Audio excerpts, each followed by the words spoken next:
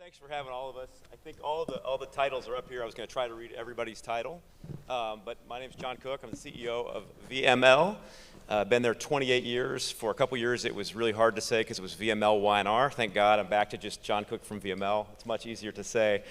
And I won't go through all the titles. I think we've got them up on the board, but we've got effectively the most senior marketing leaders for Time, Fenty Hair, and ADT. And you're going to learn a lot about each of these individuals and each of these brands. The title of the panel, Diversity and Revenue, I think even as we were back there, we were like, it doesn't sound very fun. We're going to try to make it fun. And just as we've been getting together to talk about this, I don't know if we're getting into diversity and revenue. We're just going to get a lot of things about the way that these brand leaders think about diversity, building teams, best practices, the raw things that happen that aren't as good. We'll talk about all of it. So we'll get started. And I think it's a good warm-up, and you guys might just introduce yourself a little bit as we go. But I think we'll start. Suki, why don't we start with you and Fenty Hair. And I would love, actually, for each one of you, just to get the audience warmed up on who you are, where your brand stands now as a modern brand, and the way you're thinking about diverse audiences at the brand. Let's start with Fenty Hair. Yeah. Thanks, Suki. Hi, everyone. My name is Suki. I'm the Vice President of Brand Management and Global Marketing for Rihanna's newest venture, Fenty Hair. I'm sure you all are familiar with Fenty Beauty, Fenty Skin, Fenty Fragrance, Savage Fenty. Obviously, she's a mogul of all moguls. But as we think of the target audience for Fenty Hair, it is what it has always been for all of Rihanna's brands. The goal is to target all hair types. We know that every time I say that, people roll their eyes because they're like, how can you be for all hair types? And we told Ree, we're like, this is gonna be more of a interesting challenge than it is for, foundation, where you can simply make sure that you have a broad and inclusive shade range. It's more than that, right? It's going to be quite the undertaking. And she was like, well, that's my brand. That's who I am. I cannot launch anything that the people in my life collectively cannot use, right? So she has so much perspective within her own personal circles, and she wants her brands to reflect that. And so our target audience is all hair types. And the way that we think of that is thinking of the whole person and getting into more like personas. It's not about like age, sex, income, gender. It's not about any of that. It's about who people are, and then getting them in the conversation at every point of their journey. So I'll stop there for now, because I know we're going to get into it more. A lot we can dig into there. Sade, let's talk about Time Magazine, a brand that's changed so much through the years. Sure, thanks. Thanks for having me. Hi, everybody. I'm Sade Mohammed, Chief Marketing and Impact Officer at Time. Have been with Time for about 2 years now.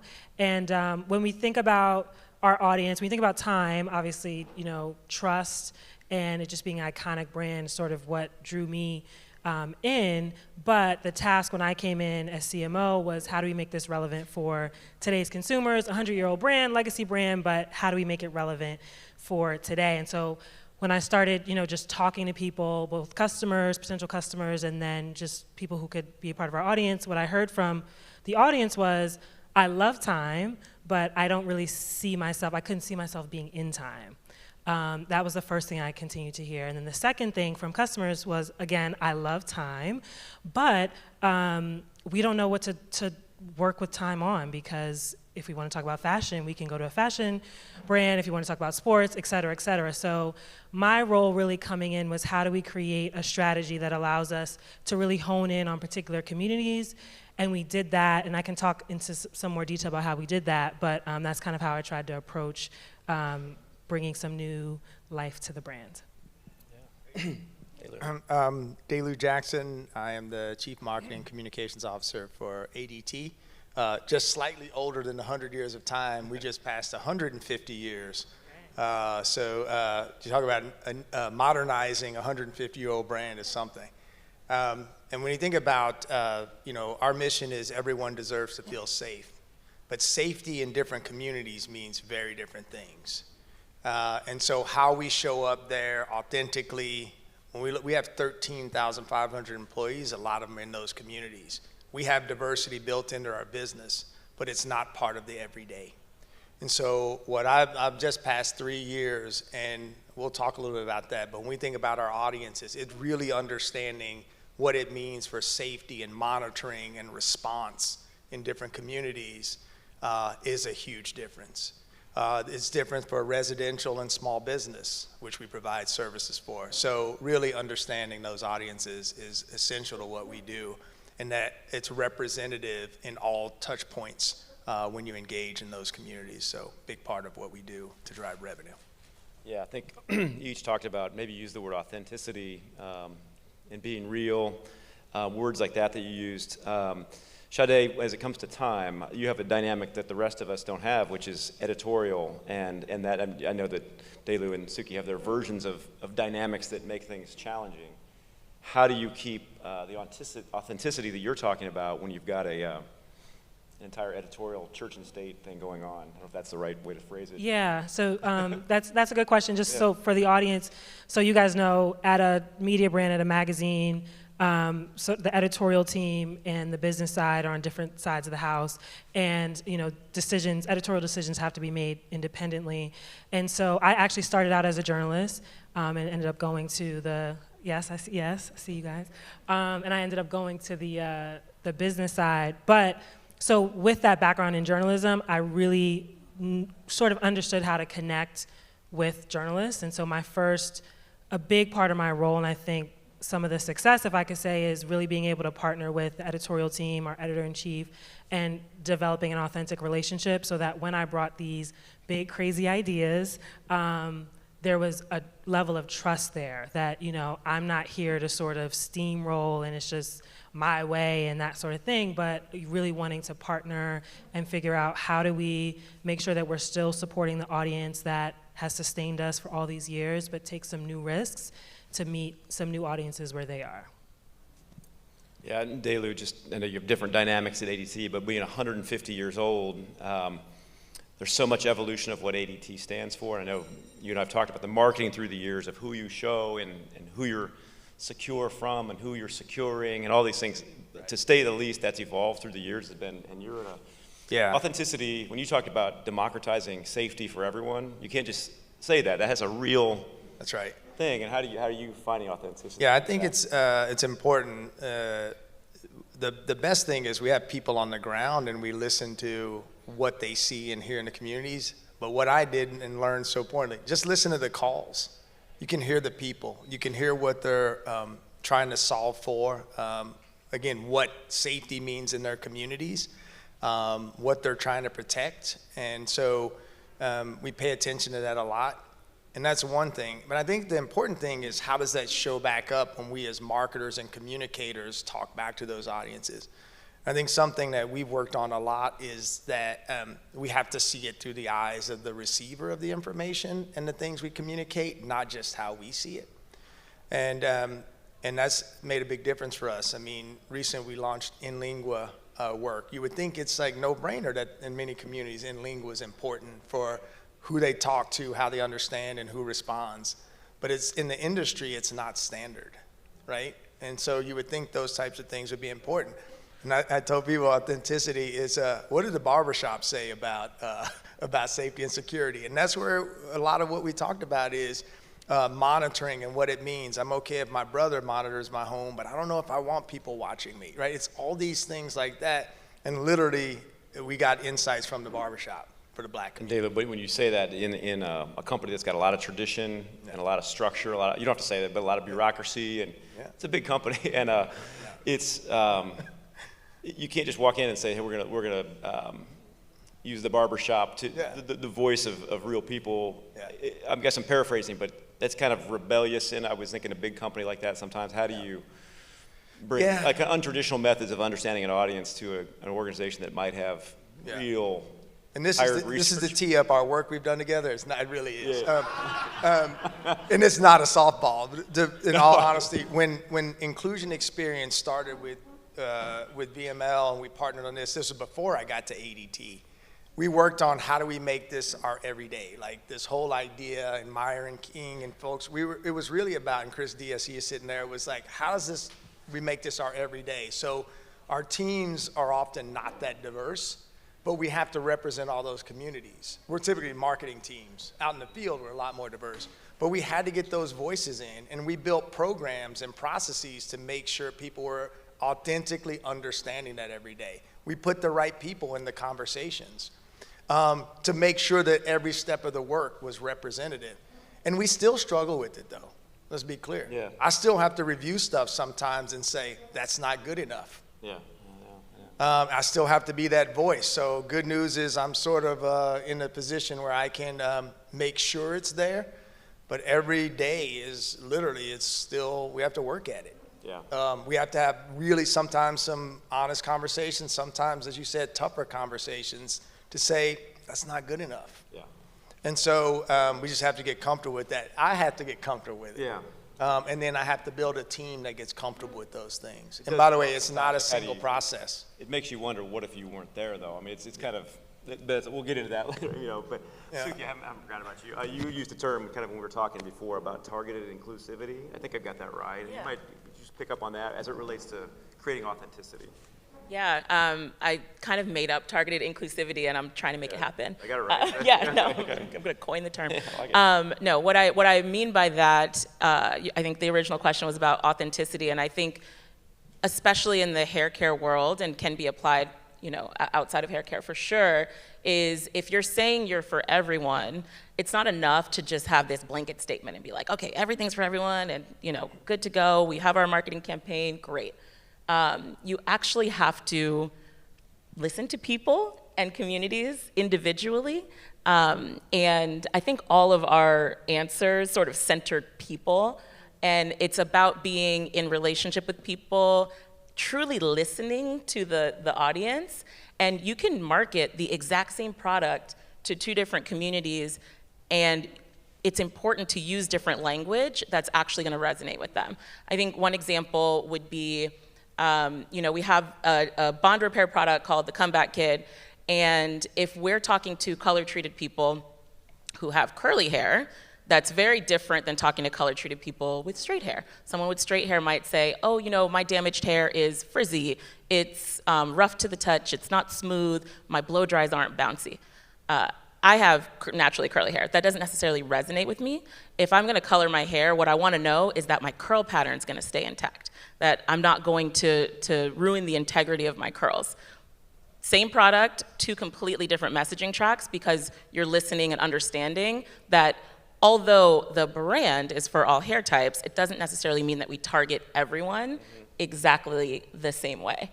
And how do you, as you get more and more competitors that are on the same wavelength, and because you're having success, how do you stay authentic against other very authentic competition? Because you're onto such a good, authentic thing to everything you said.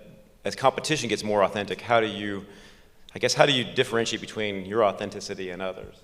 Yeah, I think that the consumer is really smart now, and is very discerning in terms of like what's BS versus and BS marketing versus what is actually real.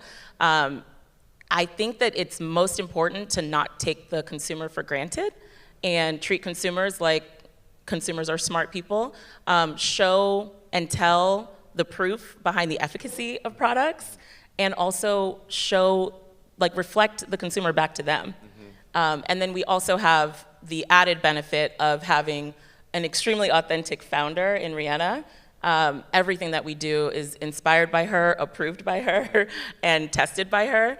And you know, leveraging her, the equity that she's built in truly serving all communities is super important for us to bring forward.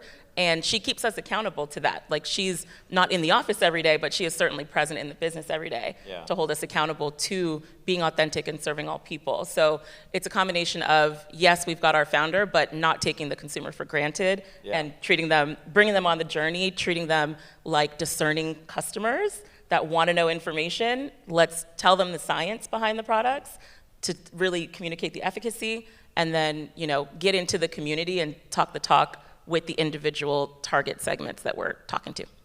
Yeah, you can tell. I mean, I'm not at the target audience exactly of that, but it's. You can tell even from the outside. All hair types, okay? Yeah, no, I know.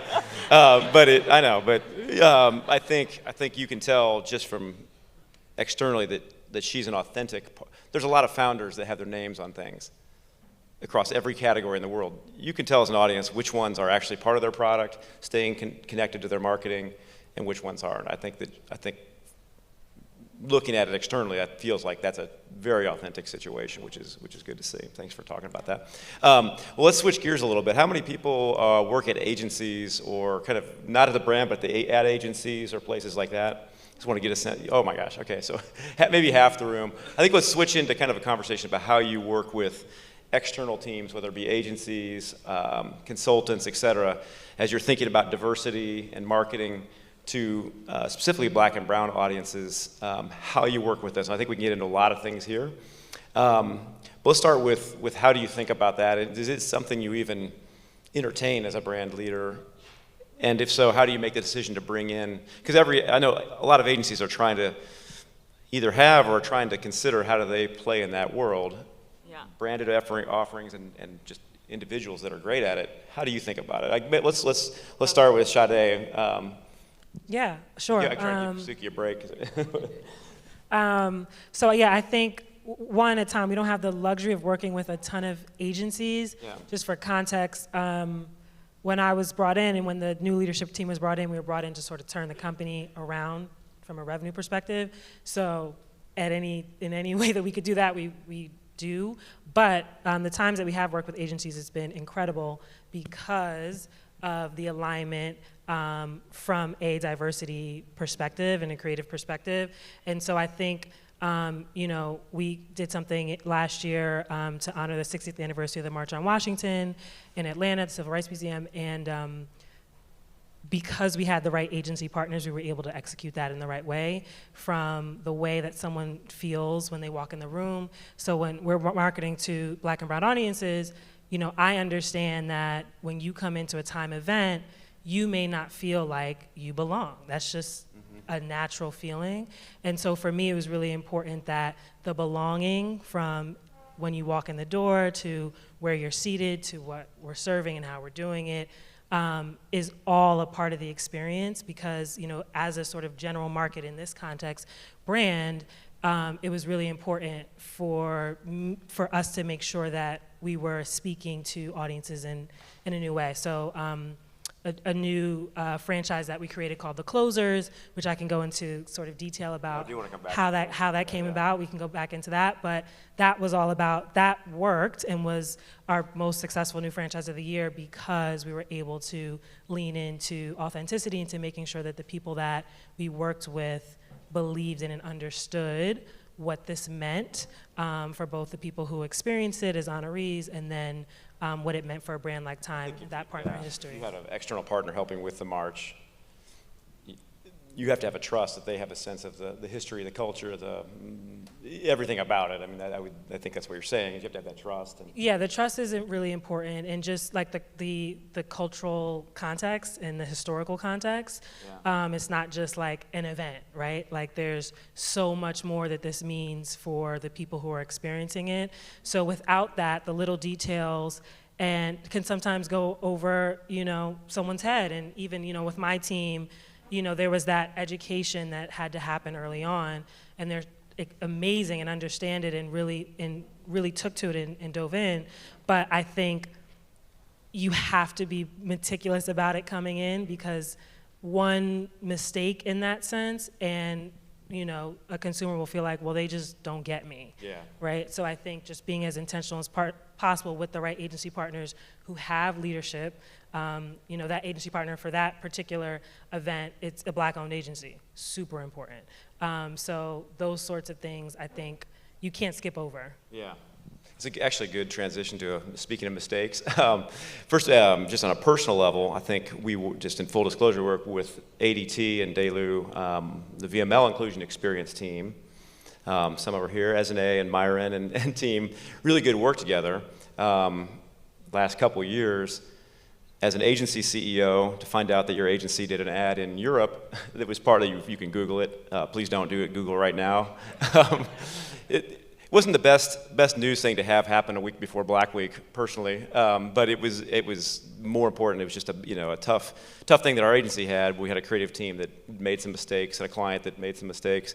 the things that came out of that are great about learning and about action and those kind of things. But it brings me to, so it's you know, sitting here being in the middle of that, and DeLu, I think as a friend and as a partner, somebody that we're ironically doing that kind of work with, you know, what is your view on agency inclusion experience teams, and you know, that when those incidents happen and things like that, because you've seen them a lot in your career as well. Yeah. Again, even at different companies, and having you know, having worked around the world in some of those global companies, it's interesting. Number one, inclusion experience was important, and the name of it is important, right? Mm-hmm. It was about how do we make sure that we have those voices and perspectives in all the conversations, including the final outputs and review. And I saw an article about this the other day. I think one of the speakers here, Marcus Collins, wrote about it. I really liked it, how he talked about it. We have to always be aware of how it will be perceived. Whatever we do, we can do all the research, but we have to take into account there's diversity in perception of any work that we do. And I think we sometimes forget about that, right? We think we have it all right, but we forget someone on the other side might see it differently than we do, or even the people that are there. And I shared with the team, I had an experience when I worked in Tokyo for a global brand, and that none of the team, I was the only American there, and I happened to be a Black American. And we were doing an ad with a Jamaican ambassador, and the way they were going to show him just wasn't right. And I spent probably a week having to convince him that you can't show him like that. Usain Bolt? Yeah, it was Usain Bolt, right? Jamaican athlete. And they were going to show, I think, his back exposed.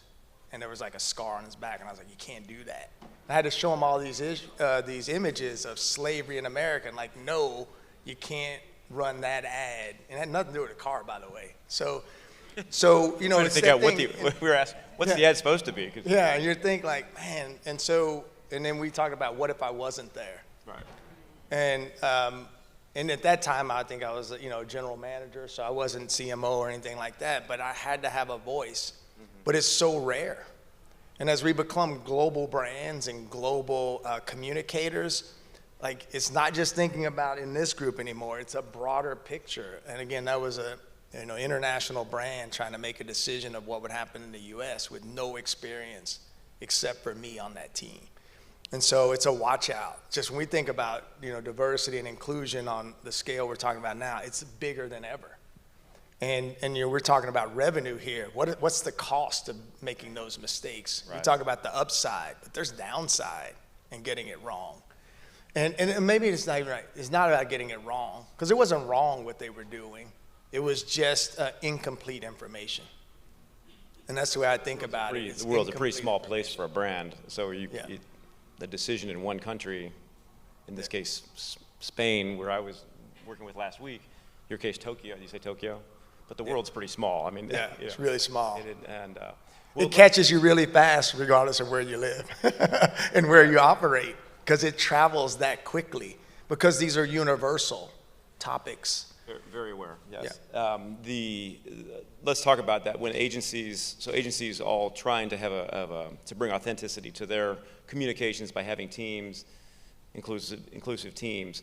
What are you seeing? Maybe we start with Suki on just worst. We go to best practice. What are worst practices? What are your pet peeves of agencies? We gotta get real. Yeah, honestly, I wanted to jump in so bad when DeLu, you said you were the GM at the time. I wasn't even the CMO. GM is still quite senior to be the only person in the room, right? And my biggest pet peeve, and I'm sure a lot of people in here can relate, is the first thing I do anytime we're gonna meet with an agency and they're gonna pitch to us, I'm like, okay, let's see our team. Who's there? And I'm literally counting to see how many people of color are there, and oftentimes there are none. And that is what this agency is proudly displaying. I don't care what work the agency has done, they're already out of the pitch. They're done. I'm not hiring them. So that's one. And then two, when they actually make it to the pitch, they bring the one token black person to the room because they're like, oh, we're pitching Fenty today. So let's bring our one black employee who probably is, it could even be an intern, a coordinator. They don't have a voice in or say in anything. They're not gonna work on the account. And it is so obvious. It's so easy to sniff out. It's not a clever strategy by any means. I'm sure we've all been the token in those rooms at one time or another. And I'm the VP of the brand. I have the pleasure of simply guiding my attention only to that person when that happens. It's really frustrating. That is an absolute worst practice. But I will say, Call it out when you see it, or what do you do? It's obvious. What do you do? I don't necessarily say, "Hey, you're the only black person on this call," because it could easily, good shock value it could make them feel uncomfortable too. But what I will do is direct all of my questions to that person. Or if I'm noticing that that person doesn't have a speaking role in the meeting, I'll say, "Hey, what do you think?" And that's my version of calling them out. But best believe that in the debrief with the internal team, that's one of the points that I'm bringing up, because What if you're how to word this? What if you're the person that you think is a token, but you're not a token? You are that role. Like the black guy is that person. That the person who is presenting to me? They're who they're supposed to be. They're not a token. Because I also feel bad for that person that if you think that's a token, but they're not a token, they are. You can tell. Wording that weird, but you can tell in how the pitch is orchestrated. Yeah. It's the pitches are very well choreographed. Like you can tell what role the person plays in the org, and you can also ask, right? You can see kind of by the titles. You can also ask like, who's the team that's actually going to be working on the account? I always ask that as part of the decision-making process. When I was more junior in my career, I have been the token, not necessarily on the agency side, but for whatever it is. And you're the token when you're the token. And in those moments, it's getting a little meta, but anyway, but in those moments, I lean all the way the F in, because that is also an opportunity, right? If you're going to use me, then I'm going to use you too. Yeah. Nice. Well, DeLu, anything to add? I'm sure you have a lot to add, but anything you want to share? Agreed. I think to the point about leaning in, that is critical. I think, these spaces don't look how we want them to look, period.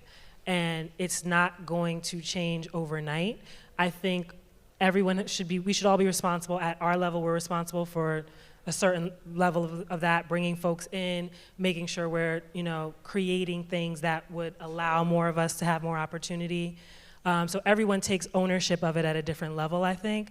But in the meantime, while we are plotting, right, lean into it. They see your value to be in a particular set. That could be true, but you have so much more value. So I think it's about positioning yourself strategically to, when it makes sense, lean into that, speak up. I think, it's hard for us to speak up, but it is so important to speak up, because when you do, you find out who your friends are. And if I speak up, am I shut down? Then this isn't the place for me. And that's okay. And if I speak up, are people a little shocked, but wanting to know more, actually taking action? So I think all those things are just inputs that you can use to continue to build your career, again, because it isn't going to change overnight. So it's, what can I take from this to get what I want, and then bring people along with me? And it takes such a tremendous amount of patience and just being really, really focused, and so much extra work that we have to put in to handle all of this. But it is part of the reality of where we are, unfortunately. I'd like to add one thing because we talked a lot about the individual circumstance in the room and the pitch and that thing, but it's in the daily work. And I think the challenge is that we get the diversity agency or the diversity team for diversity work. They have to be in the everyday work. And I think that's what we worked on a lot, even when we got started with IX, was that we had the IX team, and then we had our everyday team. And this, Chris and Myron can attest to this, is every day I was like, I want them in every conversation. Not in the IX conversations, I want them in every conversation. I want them in every brief. And it's Culture Studio, but it's in every conversation. And I loved it when we get on those Zoom calls, and I'm not the only one, and sometimes we have more. And that's when we're like, yeah, now look at that Brady Bunch picture. That's when we're winning. But we worked at that. Yeah. And it was something that was really important. And again, I get the benefit of being able to advocate for that and have great partners that can bring that to us. But all of us have to do the same. If the room doesn't look like we want it to look, use your position to change the room. And I think the other thing, again, back to that agency's making a mistake. Don't bring me a project team when I have those projects. Mm-hmm. All my projects are IX projects. They're all integrated. They're all representative. So bring that team all the time. And actually spread them across the organizations so that they show up all the time. It's not one in the room. Don't let them be one. Bring a buddy. Yeah. Bring two, right? And I think that's what happens is because in the real world, they're still kind of dispersed. Yeah. Even in my organization, they're dispersed. So what we try and do is create critical mass, come together. And so I think that's when we talk about agencies and agency teams is we have to come as a unit, or we will always be the one or few of the total team. So, yeah. Well, we're kind of at time. I had one more question. I may ask you just to end on a positive note about when it works. I knew this would happen. We're not getting into revenue driving. But I think everything we're talking about, the reason we got into these conversations is because it all has to do with doing a good job. What does it look like when it works? Maybe just a quick statement for each of you, just because of time, which, by the way, I do think everything you're saying about, it would be an interesting panel at some point to do from the agency side to unpack how what you said happens, because it's probably equally horrific how agencies get there. In some agencies not. But I think that would be interesting to dive into, because you see you as the client see the end game of the one person that's there. Just think of the weird stuff that happened at the agency to get there. The awkward conversations, a whole other panel wish we had time for, because I think that's important too. Avoidable. Yeah. So have diverse teams. Oh, I know. I'm just being real with it. Yeah. Like how how does it look when it works in terms of business? Because we're kind of on best practice, worst practice. Maybe DeLu, why don't we start with you and then Sade? Yeah, I mean, for us, it's simple. We grow our business in these communities, and we can see that. I get the benefit of seeing one sign at a time, one big blue octagon at a time when we're growing in these communities. And we can see it in our revenue when it works. We've seen it in the work that we've done together. Our purchase considerations up, our brand favorability's up, and we're growing. Because by expanding the audience and the authenticity with those audiences, we widen the funnel and opportunities for us. And it's super clear. And we see it every single day in our growth. And there's real revenue there. We talked about the reason we're here, with the tremendous buying power of our communities. And you don't tap it by just dabbling at it. Right. You have to be committed to it. So. Absolutely. Yeah. For us, so last year I created something called Impact House, which is how we create an ecosystem around Black and brown entrepreneurs. Was very bullish about launching it on Martha's Vineyard because of our community that exists there in August, and it was very successful. So we got literally billionaires in the room to huddle around these young entrepreneurs and figure out how do we not just create this one-time cash investment, but really from a media perspective, policy perspective, investment perspective, support them along their journey. From that, we created something called The Closers, which is now an new editorial franchise for Time, which is about Black leaders who are closing the racial wealth gap. And so when we originally came up with it was sort of a scramble. My job is to bring in the money that helps fund all the fun things that we do. We can't do it without the investment. And so it was a scramble to do that, and we were able to get it done, and again, with the support of my team, my boss, the CEO, and the editorial team, we made it happen. And this year, we're back with The Closers in year 2 in February with 10x the investment. Very successful franchise. You could clap for that. Yeah. It was a lot of work, y'all. What? And so it just goes to show that it's not just because it feels good, it's not just because it blows past from an impression perspective. We were everywhere. My face was on the little Alexa that gives you the news in the morning. I was like, wait, what? And so like it was everywhere, but also it's driving the business. And so I think that's what I've tried to do is figure out how do we do both, because you can always do both.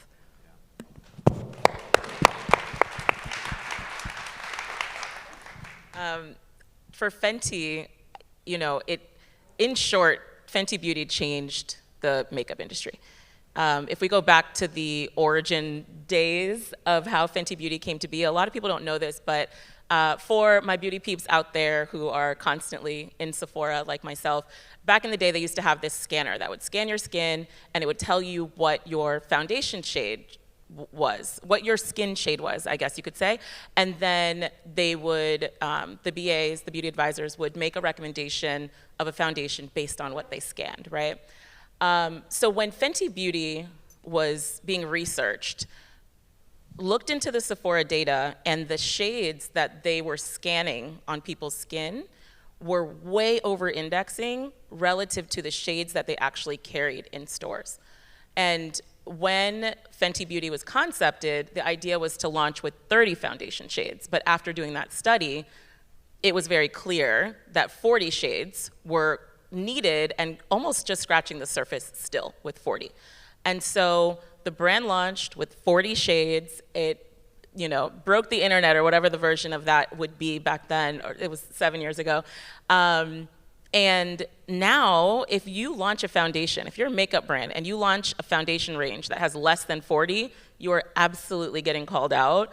It has changed what the standard is at this point, and today, Fenty Beauty has 50 foundation shades. So, thank you, yes. So yeah, when it does work, it drives revenue and it changes entire categories because more people can participate. Thank you for bringing it back to the topic, which is great.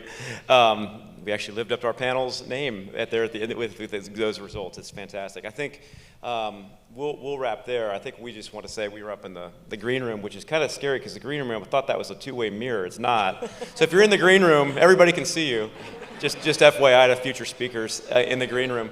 But we got to see Monique and Walt and just got to tell them thank you, not just for having Blackweek, but for having us part of not just Blackweek, but the first Blackweek, something we don't take for granted. I think I speak for all of us, just we got the chance to tell those two, but we didn't get a chance to see every one of the founders of this event. Just thank you on behalf of all of us for having us and for letting us have this conversation today. Thank you all very much.